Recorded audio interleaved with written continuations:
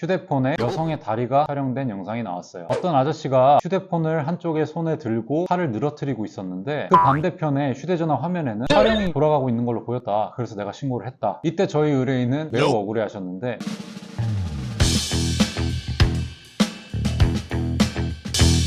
안녕하세요. 변호사랑의 이호석 변호사입니다. 보통 많이 하시는 질문이 카찰제로 내가 조사를 받을 때 과연 휴대폰을 제출을 해야 하느냐, 이게 의무이냐 라고 질문을 주시는데 아닙니다. 제출을 하지 않으셔도 됩니다. 근데 다만 현장에서 현행범으로 체포되시는 경우에는 휴대폰을 압수당하실 수는 있습니다. 이때는 내가 제출하고 싶다, 제출하고 싶지 않다 이런 걸로 결정되는 건 아니고요. 이때는 압수를 당하시는 거기 때문에 어쩔 수 없는 부분이라고 봐야겠죠. 다만 사후에 조사를 받는 경우, 즉 신고나 고소 등으로 조사 일정이 잡히는 경우에는 조사 시에 임의 제출을 요구받을 수 있습니다. 임의 제출 같은 경우에는 우리가 아직 영장을 받진 않았지만 당신이 이걸 자발적으로 제출할 의사가 있느냐라는 것인데요. 보통은 제출을 많이들 합니다. 왜냐하면 나중에 강제로 제출하게 되면 수사에 협력하지 않았다는 좋지 않은 인상을 남길 수도 있고요. 굳이 수사기관과 대립각을 세울 필요는 없기 때문에 임의 제출하는 경우가 많습니다. 다만 임의 제출을 하더라도 조사 때 임의 제출을 하는 것이기 때문에 조사 전에 나에게 어떤 자료가 있는지, 그 다음에 궁극적으로는 내가 이것을 인정할지 또는 무죄를 주장할지를 결정하고 나서 임의 제출에 이르러야 합니다.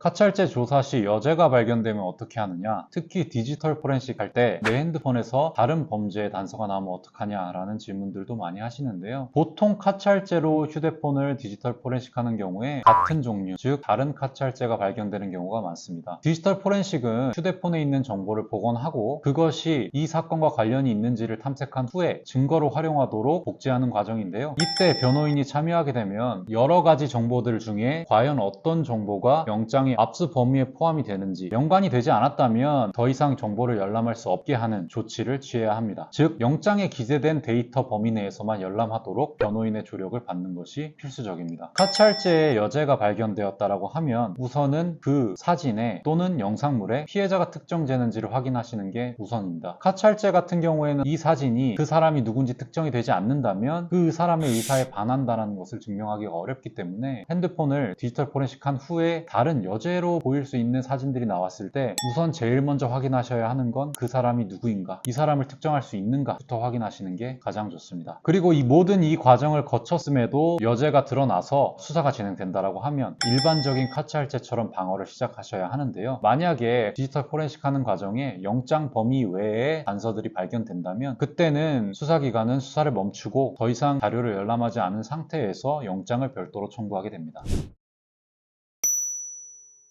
그러면 카찰제를 처벌을 받게 될 경우에 과연 내가 어떻게 하면 선처를 받을 수 있을까? 너무 당연스러운 말이겠지만 카찰제의 경우에도 피해자와의 합의가 가장 우선적입니다. 피해자와의 합의가 크게 작용되는 이유는 카찰제는 피해자가 존재하는 범죄이고 특히 피해자의 고통이 매우 큰 범죄이기 때문에 피해자로부터의 처벌 불원, 즉 용서를 받는 것이 양형에 가장 큰 영향을 미칩니다. 그리고 이제 본인이 스스로 준비할 수 있는 부분도 존재합니다. 성폭력 예방 교육을 이수하신다든지 또는 반성문을 작성하신다든지 주변 지인들이나 가족들의 탄원서를 받아서 제출한다든지 이런 것들이 있을 수 있겠죠. 그리고 마지막으로 도찰에 습벽이 있으신 분들이 있습니다. 촬영물이 없으면 내가 불안하고 이게 습관적으로 본인도 모르게 일어나시는 분들, 그런 분들은 이제 심리적인 치료를 받으시는 게 좋은데요. 심리적인 치료를 받으면서 내가 치료를 받고 있습니다 라는 것을 수사기관 또는 법원에 제출하는 게 좋습니다. 만약에 이게 질병의 요인이 있다면 이 사람은 처벌보다 지금 치료받는 것이 중요합니다 라고 저희가 어필을 보통 하기 때문에 그런 부분들도 입건과 동시에 미리미리 준비해 주시는 게 좋습니다. 그러면 카찰제에서 제가 좀 기억나는 사례를 한번 말씀드리려고 하는데요. 저희 의뢰인께서 좀 술에 취하셨죠. 버스를 기다리시다가 졸았는데 그때 입건되셨습니다. 근데 입건돼서 수사기관에서 까보니 휴대폰에 여성의 다리가 촬영된 영상이 나왔어요. 그 당시에 신고한 학생들이 있었는데 그 학생들 말로는 어떤 아저씨가 고개를 푹 숙이고 휴대폰을 한쪽에 손에 들고 팔을 늘어뜨리고 있었는데 그 반대편에 휴대전화 화면에는 촬영이 돌아가고 있는 걸로 보였다. 그래서 내가 신고를 했다 라는 진술을 했습니다. 이때 저희 의뢰인은 매우 억울했습니다. 오래 하셨는데 그 취지가 뭐냐면 난 술에 좀 만취했었고 휴대폰을 들고 있다가 잠금을 풀지 않고 카메라가 눌린 것 같다. 그래서 촬영이 시작된 것 같다라는 주장을 하셨습니다. 근데 변호인이 봤을 때는 조금 불리해 보였어요. 그런데 수사기관에 입회해서 영상을 보니 이상한 부분이 있었습니다. 첫 번째로는 영상이 너무 많이 흔들리고 있었고요. 그 다음에 여성의 신체 부위가 나온 장면이 총 장면 중에 몇 군데 없었습니다. 그러니까 이게 고의인지 카메라가 켜진 상태에서 손이 흔들리면서 그중 일부가 나왔는지는 이분만 알고 계시는 거죠. 근데 어쨌든 변호인은 본인 의뢰인을 좀 믿고 일을 진행을 해야 되기 때문에 그 당시에 신고했던 학생과 목격자들을 좀 만나봤는데요. 그 목격자들 말로는 이때 이분이 고개를 푹 숙이고 팔을 늘어뜨리고 있었고 본인들이 신고를 해서 경찰이 출동했을 때도 카메라가 켜 있었고요. 누가 깨우니까 깜짝 놀라면서 일어났다고 해요. 그래서 저희는 이 건이 과연 고의를 가지고 저지른 범죄가 맞느냐라는 것에 착안을 좀 했고요. 다만 이분은 사립학교 교원이시다 보니까 가장 중요한 건 본인의 직장을 잃지 않는 것이었습니다. 그래서 저희가 무죄를 주장하면서도 피해자께 도의적인 합의를 좀 시도를 했는데요. 다행히 피해자께서도 그 당시 영상을 본인이 직접 보시고